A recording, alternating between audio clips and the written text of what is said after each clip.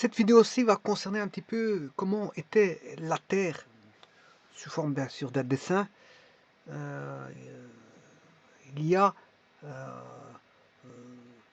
quelques millions d'années d'ici, c'est-à-dire je vais prendre 4 périodes, je vais prendre le Trias, le Crétacé, le Dévonien et le Permien. Alors pour vous les situer, le tout en voilà, paléontologie, pour situer quelque chose, enfin une époque, c'est pas quelque chose, c'est une époque, eh bien, il faut se munir d'une ligne du temps.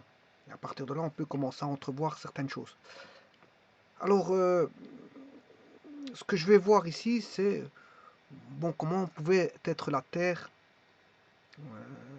déjà, pas dans le précambrien. Alors, je vous rappelle que le précambrien a duré de 4,6 milliards d'années, qui est voilà, l'apparition de la Terre, jusqu'à voilà, 459, jusqu'à je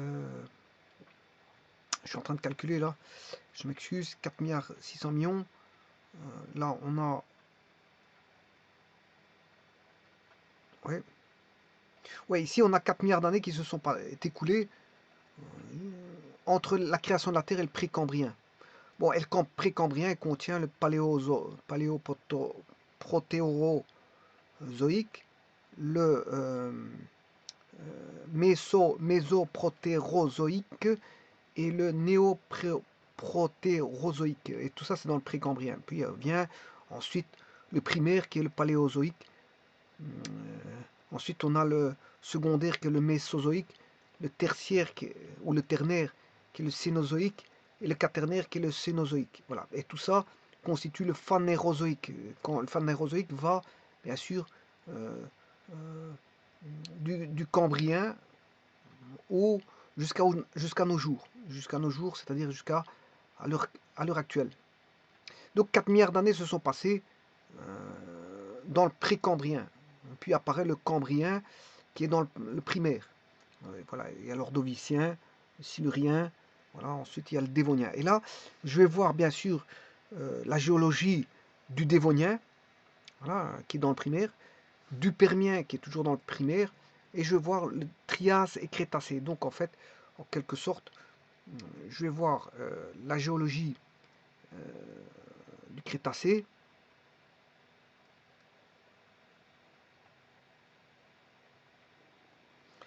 Crétacé qui est dans le secondaire, dans le Mésozoïque, le Trias, le Permien et le Dévonien. Voilà, donc on va commencer bien sûr par le premier qui est le Dévonien, ensuite le Permien, le Trias et le Crétacé. Bon, alors avant toute chose, je vais vous faire une petite remarque. Petite remarque qui est la suivante. Voilà, ça c'est la planète Mars. C'est la planète Mars. Elle est ce qu'elle est. Avec ici, bon, le site Wikipédia qui bon, donne pas mal d'informations sur la planète Mars. Alors on peut retrouver bien sûr de mes grands axes, la phélie, la périhélie, l'excentricité, la période de révolution, la période synodique, la vitesse orbitale moyenne, la vitesse orbitale maximale, la vitesse orbitale minimale, bon, l'inclinaison sur l'écliptique, le nœud ascendant, l'argument du périhélie, et voilà. Et ces satellites connus qui sont Phobos et Deimos. Voilà. Donc on a des informations et des caractéristiques orbitales, comme on a des caractéristiques physiques telles que les rayons équatorial, le rayon polaire, rayon moyen, volumétrique bien sûr, l'aplatissement, le périmètre équatorial, la superficie, le volume, la masse volumique globale, la gravité de surface, voilà, la vitesse de libération, période de rotation, la vitesse de rotation cette fois-ci à l'équateur, l'inclinaison de l'axe, l'ascension droite du pôle nord, déclinaison du pôle nord, l'albédo géométrique visuel, l'albédo de Bon, l'irradiance solaire, la température d'équilibre du corps noir, la température de surface maximale, moyenne et minimale. Voilà. Et puis vous avez des caractéristiques atmosphériques, telles que la pression atmosphérique, la masse volumique au sol, la masse totale, la hauteur d'échelle, bien sûr, la masse molaire moyenne, dioxyde de carbone CO2, l'argon, diazote, dioxygène, et il vous donne tout ça en pourcentage, hein, monoxyde de carbone, vapeur d'eau, monoxyde d'azote. Bon, les vapeurs d'eau, il y en a très peu. Alors justement, c'est ça que j'allais discuter ici par rapport à la planète Terre. Je veux voir un petit peu la géologie, comment on pouvait ressembler. Au départ, on avait sur Terre ce qu'on appelait la Pangée. La Pangée constituait, je veux dire, un seul continent. C'était un continent, voilà, un seul continent qui s'est bien sûr subdivisé avec les milliards d'années qui se sont écoulées et dont par après il y a eu les premiers êtres vivants ainsi que des êtres de toutes sortes vivants, que ce soit des plantes, voire des animaux, voire des insectes, voire des animaux marins, aériens et volants. Ça, je vais en parler dans un petit instant, mais ce qui est intéressant, c'est la vapeur d'eau. Qui dit vapeur d'eau, beaucoup de vapeur d'eau dit possibilité, bon, encore faut-il que ce soit de la vapeur d'eau, bon, bon, c'est déjà de l'eau. Voilà, c'est de la vapeur d'eau. Qui dit vapeur d'eau dit eau. Bon, c'est déjà ça. Bon, maintenant, euh, là, c'est la température qui importe, bien sûr, pression et température. Alors, vous avez la composition de néon, d'eau lourde, voilà, du krypton, du méthanal, du xénon, de l'ozone, peroxyde d'hydrogène, bien sûr, c'est l'H2O2, et le méthane. Voilà. Et là, vous avez toutes des informations sur Mars. Variation de l'excentricité, variation de l'obliquité, l'opposition Terre-Mars. Hein, il y a la géographie de Mars, les référentiels, les quadrangles, les traits notables, les origines de la dichotomie martienne. Voilà, il vous parle de l'atmosphère martienne, propriétés physiques et chimiques, physico-chimiques de Mars, les nuages. Alors ils vous disent pourquoi l'eau très pure ne peut exister à l'état liquide qu'en dessous du niveau de référence martien, qui correspond à peu près à la pression du point triple de l'eau, soit 611,73 pascal. Voilà, bon, ici, bon, il vous parle de pas mal de choses. Bon, le but, c'est pas de parler de Mars. Vous aurez compris qu'ici, je vous lis beaucoup d'informations qui concernent donc Mars. Voici, ça, c'est les saisons de Mars. La condensation hivernale, la calotte polaire, variations climatiques observées sur la calotte résiduelle australe, les radiations, l'échelle de temps géologique, voilà. Et c'est ça qui m'intéresse un petit peu ici. Vous avez le Noachien, du nom de Noachias Terra, correspondant aux terrains les plus anciens depuis la formation de la planète il y a 4,6 milliards d'années jusqu'à 3,7 milliards d'années. Voilà. Donc, ce qui veut dire que la formation de la planète a été constituée il y a 4,6 milliards d'années. Autant dire que c'est un peu la même chose que la Terre. La Terre a été, date de 4,6 milliards d'années. Ici, la planète Mars, c'est pareil. C'est du pareil au même. Donc ici, vous voyez que la Terre, je vous ai dit qu'elle datait de 4,6 milliards d'années. Et Mars, c'est pareil.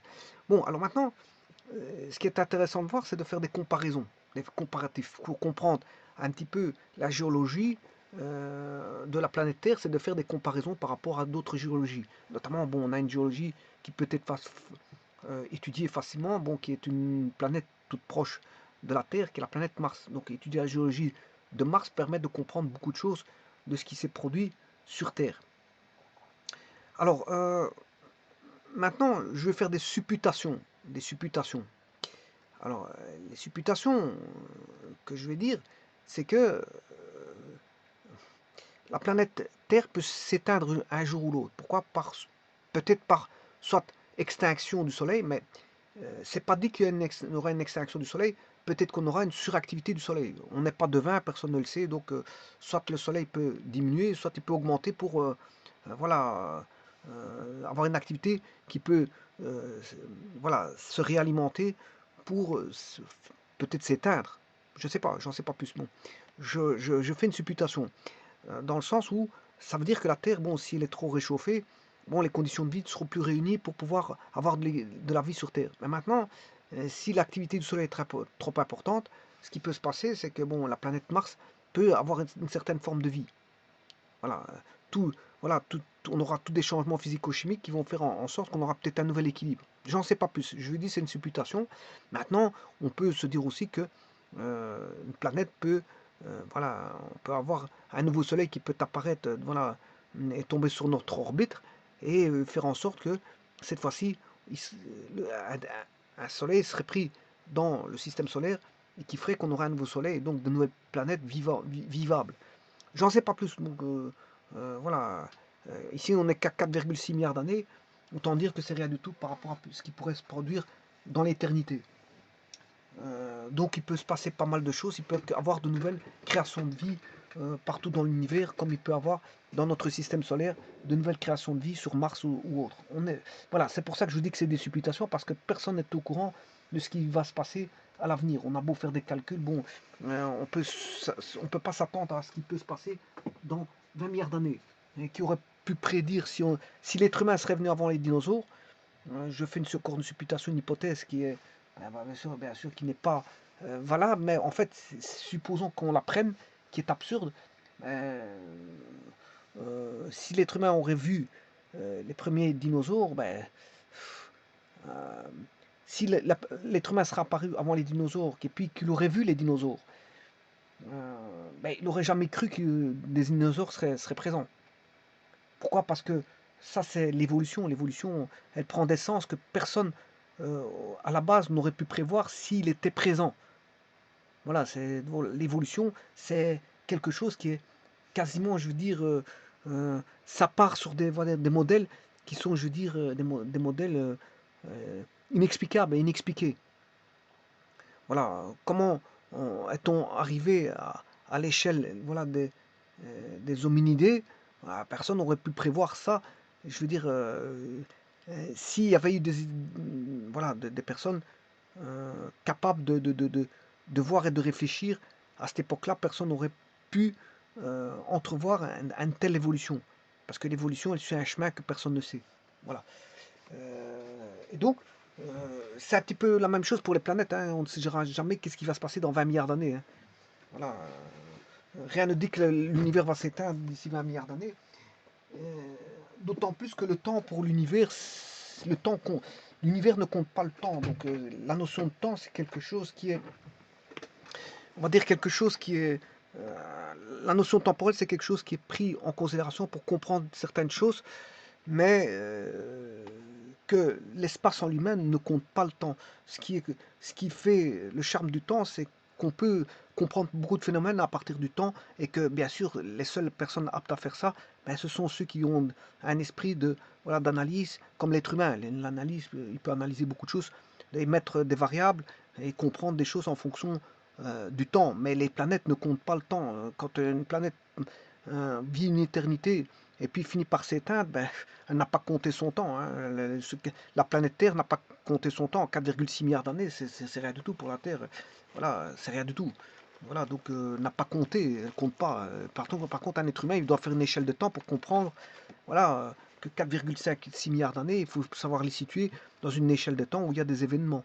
Donc il faut faire une segmentation des événements en fonction d'une échelle de temps. Donc l'échelle de temps est fondamentale, notamment la variable temps qui intervient en mécanique. Bon, euh, quand il se passe de la mécanique dans l'espace, bon, les planètes tournent sans, je veux dire, ont-elles une âme ou pas, j'en sais pas plus, mais en tout cas, les planètes tournent, mais elles ne font pas référence à, voilà, à quelque chose qu'elles connaissent, qui est une notion temporelle pour elles. Non, elles sont dans l'éternité, mais bon, elles ne calculent rien du tout, elles n'analysent rien, c'est juste les observateurs qui veulent comprendre, qui mettent une base de temps, voilà, une base de temps et qui ont besoin de, voilà, de ce temps. Donc, des milliards d'années pour une planète, c'est rien du tout, parce que la planète ne compte pas.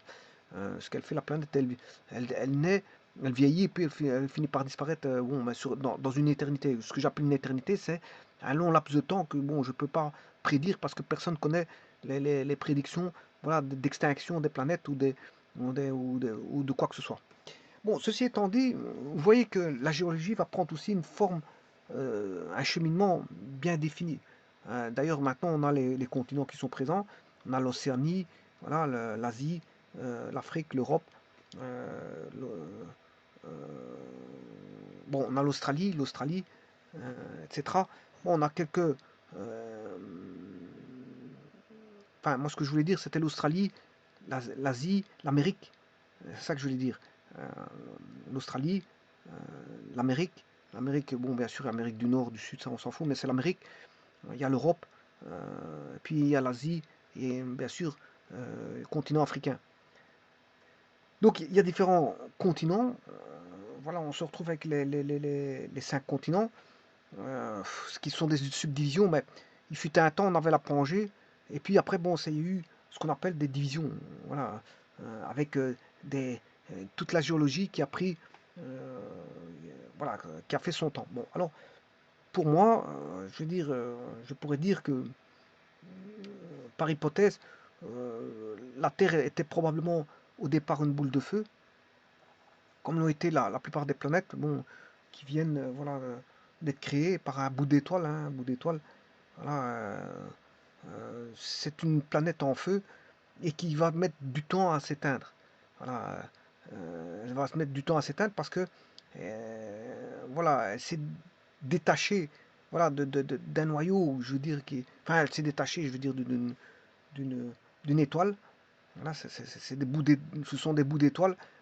Ces étoiles-là, bon, finissent par s'éteindre. Voilà, c'est des petites bouts d'étoiles qui se finissent par s'éteindre. Et s'éteignant, ben, elles tournent dans un espace bien défini.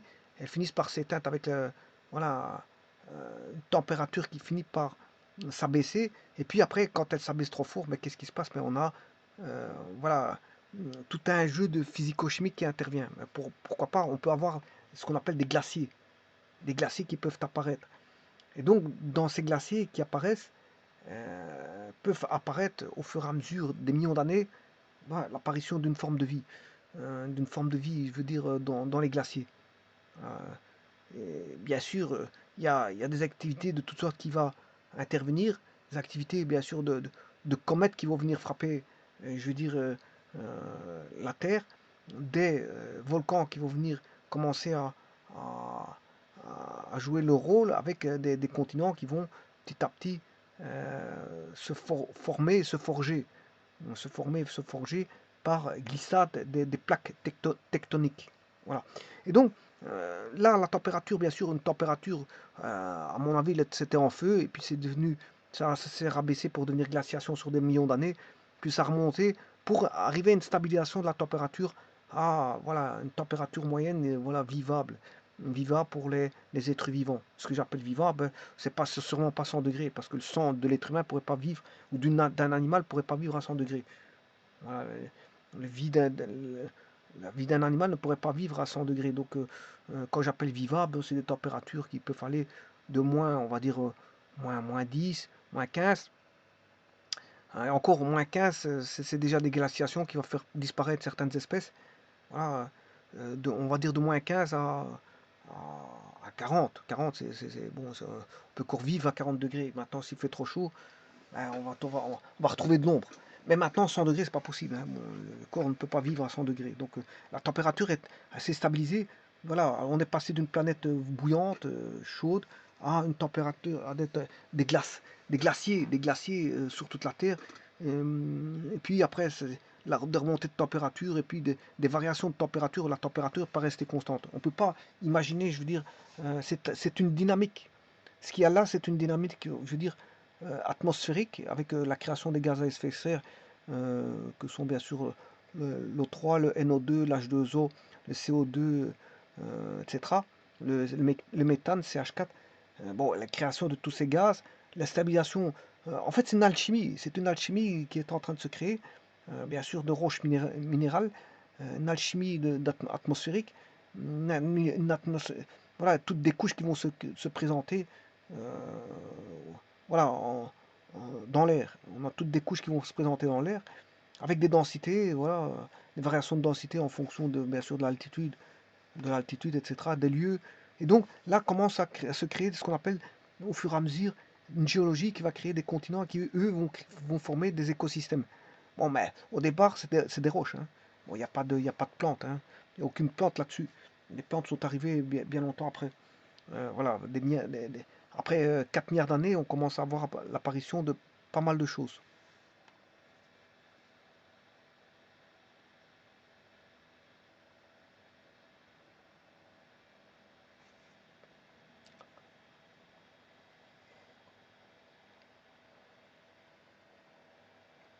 Et donc, là, je vais voir la géologie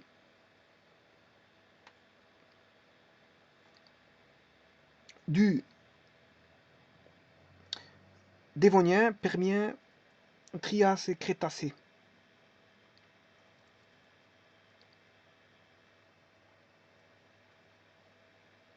Alors ça, c'est 63 millions d'années, c'est les durées du Ternaire. Voilà. Voilà.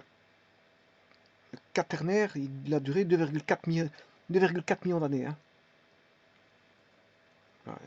Donc il faut toujours avoir cette échelle-là. Ça, c'est la durée du Ternaire, 63 millions d'années. 186 millions d'années, c'est le secondaire. 289 millions d'années, c'est le primaire. Voilà. Et donc le Dévonien qui a duré 61 millions d'années, et le Permien qui a duré 46 millions d'années, et le Trias qui a duré 51 millions d'années, et le Crétacé qui a duré 79 millions d'années. Bon, c'est pour vous dire, on parle en millions d'années là, hein. C'est pas, on parle pas en années, hein, c'est en millions d'années. Alors que jusqu'à présent, on est en 2022 par rapport à l'an zéro. Hein. Bon, on a 2022 ans par rapport voilà, à l'année zéro. 2022 ans par rapport à 79 millions d'années, ben, rien que le Crétacé, lui, il fait 79 millions d'années. Hein.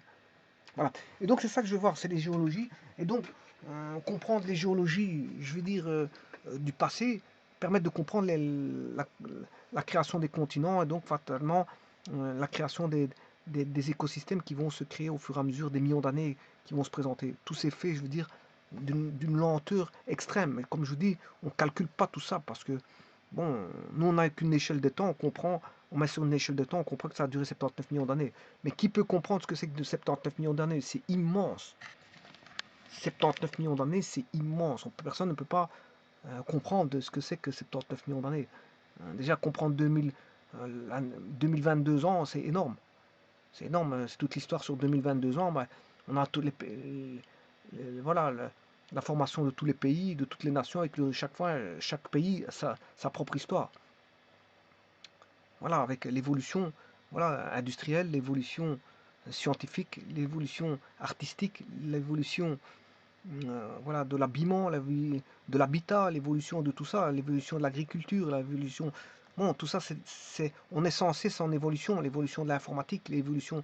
Voilà, la vie est sans cesse en mouvement vers l'avant. Et l'avant, c'est quoi? C'est l'évolution.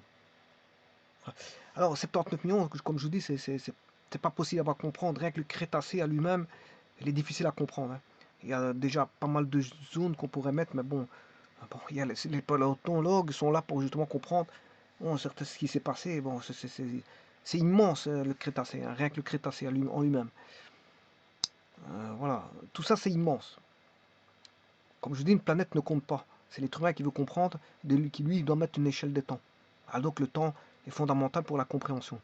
Alors que la planète Terre, bon, elle fait, bon, elle évolue et elle crée voilà, ses roches, enfin, sa géologie, et voilà, peu importe. Bon, le temps que ça a pris, la Terre ne compte pas. Eh bien, je vais commencer par le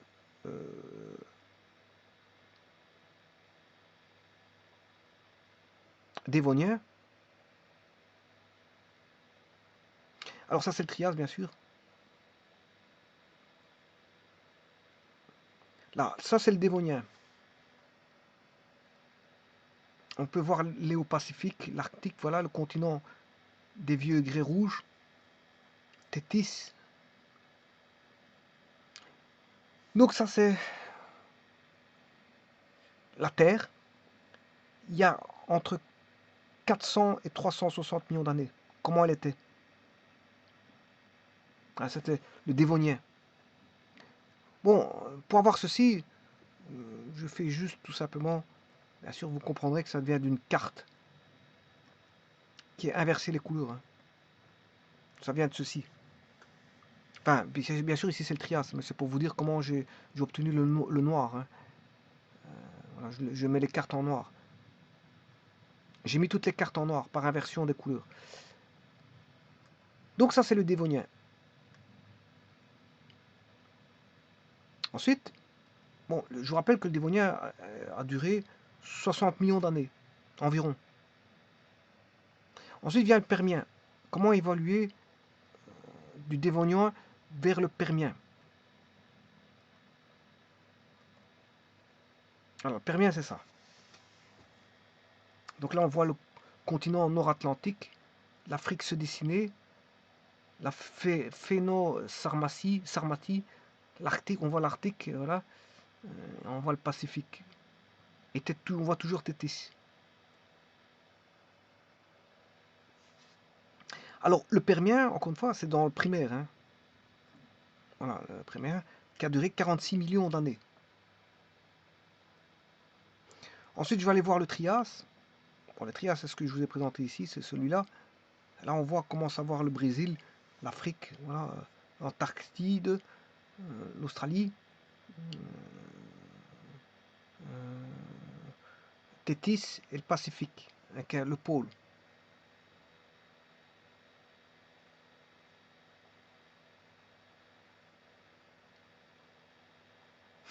Alors, on peut se dire que, bon, les géologues étudient tout ça. Pourquoi une évolution de la sorte? Et comment on a eu cet écartement ce, pourquoi ça se repousse? Pourquoi pas, à certains endroits ça s'attire? Je m'excuse. Donc, c'est l'attraction, je veux dire, de ces roches vers certaines zones qui vont se repousser et qui vont faire en sorte qu'on va voir la création de, voilà, de ces continents qui vont apparaître.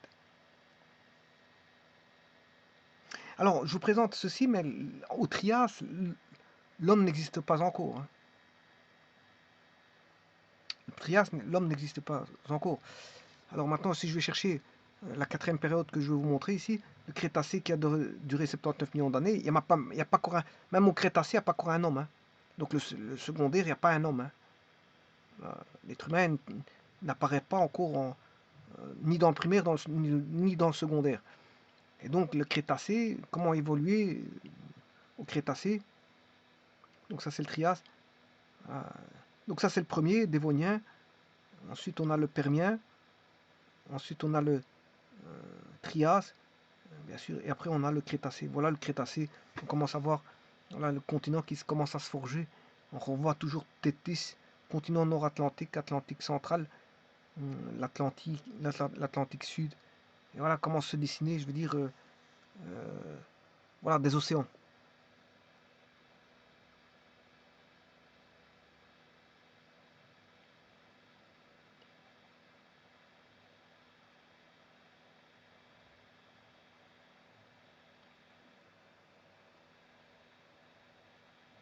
Alors comme je vous l'ai dit, bon, l'eau vient, d'où viendrait l'eau? Ben, probablement de glaciation. Hein. De glaciation, parce que comme je vous l'ai dit, bon, c'était une boule de feu, et puis avec le jeu de température, de pression, tout ce qui s'ensuit, et des gaz, de tous ces gaz-là, bon, on a eu la présence voilà, d'une certaine température et donc de l'eau glacée. Cette eau glacée a fini par se réchauffer, a créé probablement voilà, des poussées, à mon avis, des poussées de roches.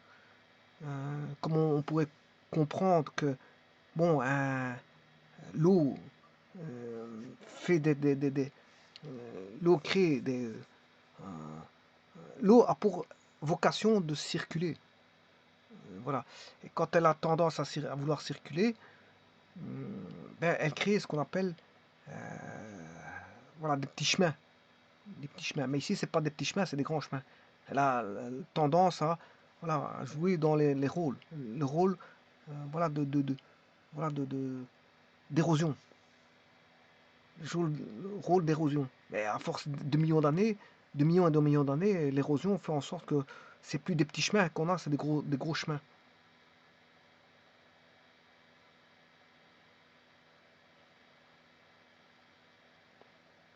En plus, toute cette masse d'eau, c'est une masse d'eau dont on peut comprendre que c'est pas une petite masse d'eau qui est présente, mais une grosse masse d'eau qui pousse. Hein. Et donc ces masses d'eau vont, voilà, vont un petit peu être une variable de là, ce qu'on appelle voilà, une variable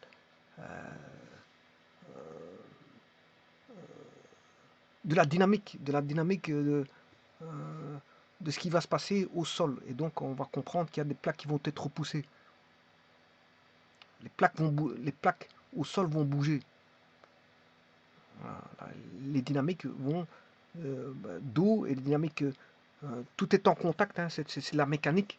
C'est la mécanique, mais qui va se jouer sur des millions d'années. Bon, c'est immense, hein, des millions d'années, donc bon, 1 millimètre par jour, vous comptez sur des millions d'années, qu'est-ce que ça peut faire, hein. Et donc ici, c'est pas une histoire de millimètres, c'est beaucoup plus. Donc vous aurez compris que c'est toute une déconstruction qui va se faire des continents pour se forger. Il y a une déconstruction pour avoir une formation, je veux dire, de continents qui se crée suivant 5 continents.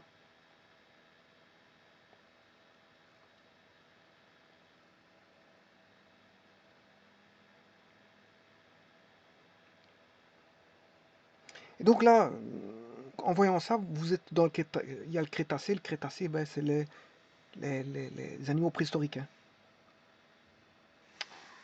Voilà, qui était un univers luxuriant.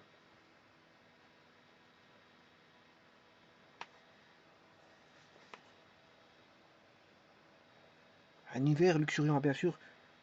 La végétation était maintenant présente, hein, parce qu'au départ, il n'y avait pas de végétation. Il a fallu tout créer à partir de zéro.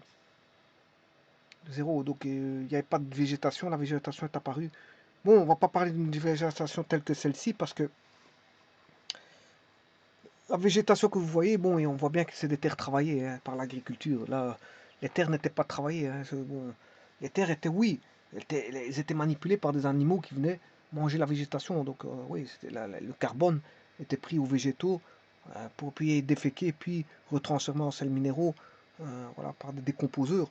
On avait toutes sortes, on avait le cycle ça c'est pour le maintien du cycle de carbone, il concourait au maintien du cycle de carbone. Mais ici, on voit, c'est voilà, un environnement où la terre est travaillée par des agricultures, mais ici, ça n'a rien à voir. Ça n'a rien à voir. Bon, je vous présente ça, c'est pour vous dire que c'était quand même, c'était beaucoup plus verduré que la verdure que vous venez de voir dans la photo. Là, vous avez une verdure, mais ça, c'est rien du tout. La verdure que vous voyez là, c'est rien du tout. Et voilà, et les montagnes que vous voyez là, c'est rien du tout par rapport à ce qui était présenté. Je veux dire, voilà, il faut pouvoir s'imaginer, bon, qu'est-ce qui a pu se passer, voilà, durant le Crétacé.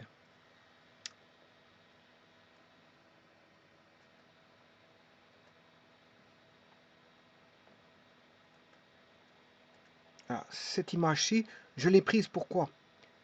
J'ai pris cette image-ci juste pour dire que bon, ça, c'est rien du tout.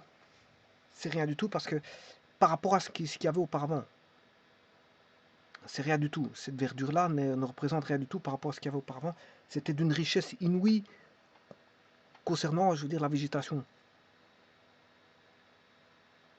Et donc là, on voit bien que c'est des terres cultivées avec des maisons. Bon, ça n'avait rien à voir avec. Ben là, on a l'habitat. Les terres qui sont des personnes nomades, sédentaires, je m'excuse, qui travaillent des terres, qui sont voilà, autour de. Et à mon avis, c'est en Chine, ça. C'est des rizières. À mon avis, c'est des rizières chinoises. Et, vous avez un cours d'eau et ils cultivent le riz de part et d'autre du cours d'eau. Voilà.